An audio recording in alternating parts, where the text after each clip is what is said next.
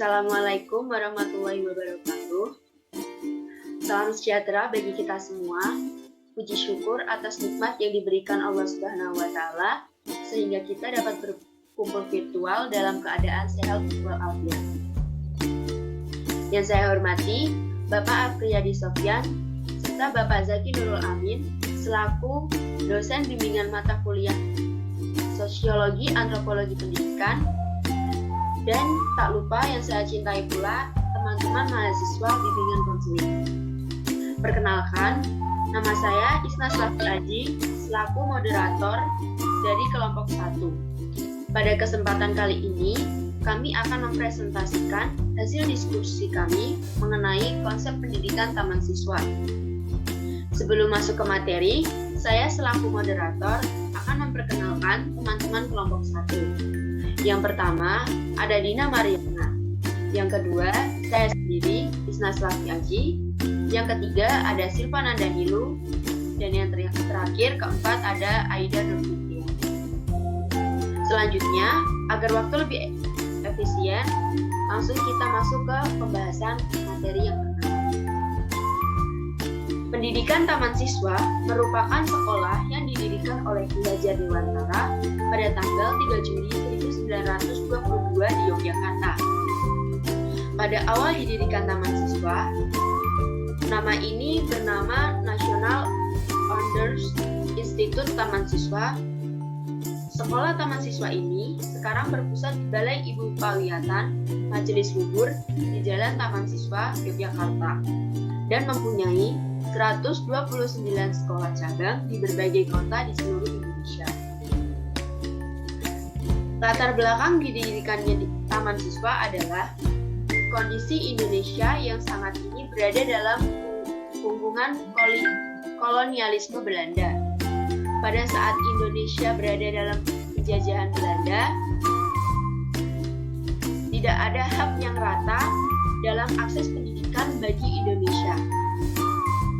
Pendidikan pada saat itu diperuntukkan bagi segolongan orang tertentu, bagi golongan keturunan Belanda dan sebagian kecil keturunan pribumi.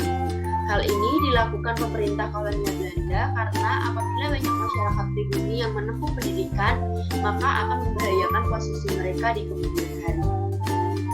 Selanjutnya, saya serahkan ke Silvana Danilu.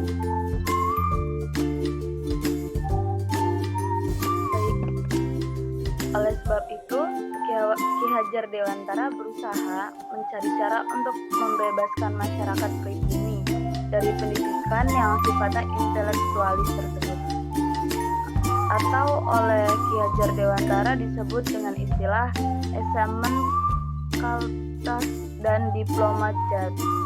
Namun, sistem lama ini justru saat itu sedang berkembang kembali di negara ini dengan berlakunya standar kelulusan melalui ujian akhir nasional atau UAN.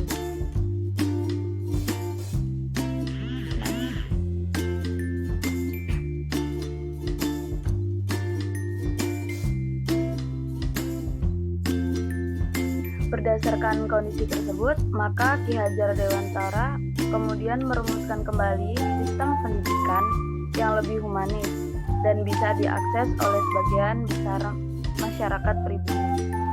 Gagasan tersebut diwujudkan dalam Lembaga Pendidikan Taman Siswa. Lembaga pendidikan ini bermaksud mengcounter sistem pendidikan kolonial yang bersifat intelektualis, individualis, dan materialistis. Karena pendidikan dan pengajaran sebenarnya harus bersifat memelihara tumbuhnya benih-benih kebudayaan. Next. Konsep pendidikan taman siswa. Bagi taman siswa, pendidikan bukanlah tujuan, tetapi media untuk mencapai tujuan perjuangan, yaitu mewujudkan manusia Indonesia yang merdeka lahir dan batinnya.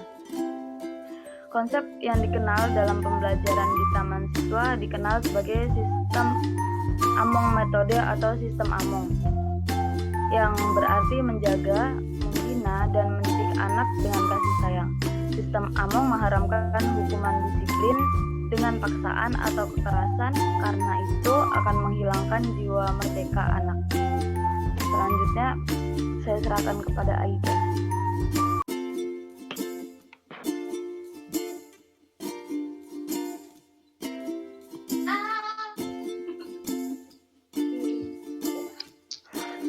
Ciri khas dari pendidikan taman siswa adalah Pancajarma, yaitu kodrat alam, memperhatikan kebudayaan, yaitu menerapkan teori Trikon, kemerdekaan, yaitu memperhatikan potensi dan minat masing-masing individu dan kelompok.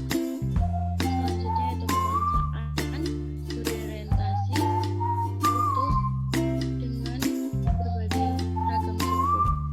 Kemanusiaan yaitu menjunjung harkat dan martabat orang. Kemudian taman siswa ada konsep teringa yang terdiri dari ngerti atau mengerti, ngeroso atau memahami, dan ngelakoni atau melakukan.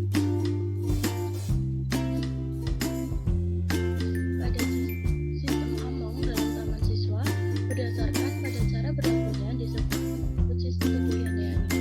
Dalam sistem ini, orientasi pendidikan adalah anak didik, yang dalam terminologi disebut student center.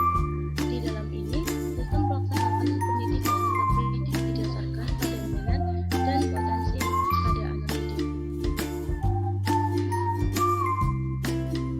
Prinsip dasar yang dikelola dalam menjadi pedoman bagi seorang guru adalah yang pertama yaitu Ingarso Sumberwodo, yang artinya di depan kita sebagai guru memberi contoh kepada murid. Yang kedua yaitu Ingmadio Mangunkarso, yang artinya di tengah-tengah kita sebagai guru membangun prakarsa dan bekerja sama dengan mereka, yaitu murid-murid kita. Yang ketiga yaitu Tuturi Handayani, yang artinya dari belakang kita sebagai guru memberi daya dan semangat dan dorongan bagi mereka.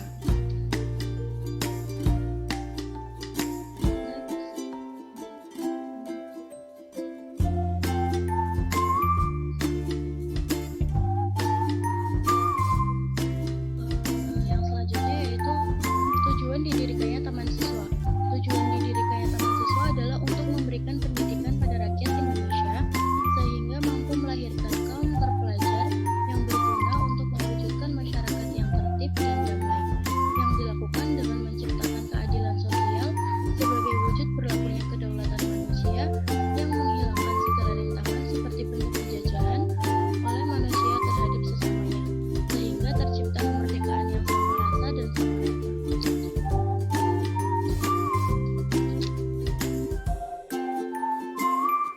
Yang selanjutnya yaitu taman siswa dijalankan dengan asas Pancadharma. Asas Pancadharma diantaranya yang pertama yaitu asas kodrat alam adalah bahwa hakikat manusia sebagai makhluk sudah merupakan satu dengan kodrat alam semesta ini, sehingga manusia tidak dapat terlepas dari kehendak hukum-hukum kodrat alam. Yang kedua yaitu asas kemerdekaan, adalah asas yang menyatakan bahwa kemerdekaan sudah merupakan kodrat alam kepada manusia, sehingga manusia hanya perlu untuk menjalani bersama kehidupannya dengan tertib dan damai. Yang selanjutnya akan saya serahkan kepada teman saya Dina Mariana.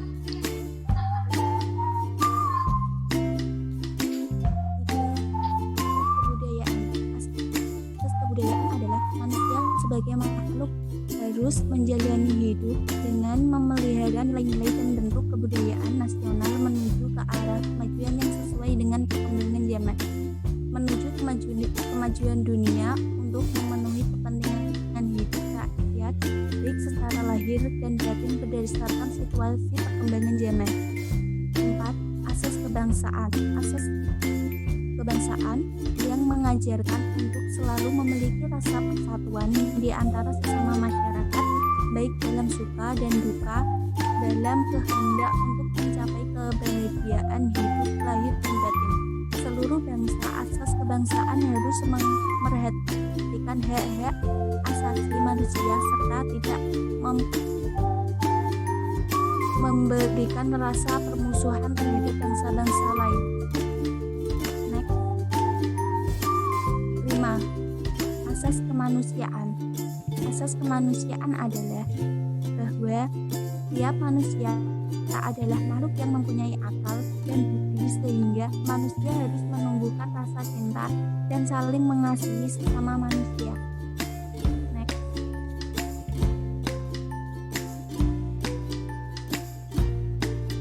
Selain terkenal sebagai pendiri Taman Siswa, Ki Hajar Dewantoro juga merupakan pendiri dari organisasi pergerakan Indies Arctic atau disebut IP. Indies Arctic atau IP didirikan dan diketuai oleh Ernest Lewis Taylor atau yang lebih dikenal dengan Setiabudi Danudirjo, dengan anggota pendiri adalah Dr. Mangunkusumo serta Suwardi Suryaningrat atau Ki Hajar Dewantoro. Ketiga orang ini dikenal dengan nama Tiga Serangkai. Next.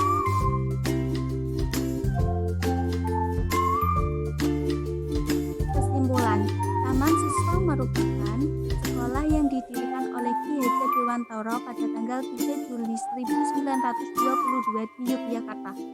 Pada awal didirikannya Taman Siswa diberi nama National Order Institute Taman Siswa. Taman Siswa memiliki konsep teringat yang terdiri dari ngerti atau mengerti, ngerasa atau memahami, dan lakoni atau melakukan. Kebudayaan Taman Siswa juga mengembangkan konsep Trisakti Jiwa yang terdiri dari cipta, rasa, dan rapsa.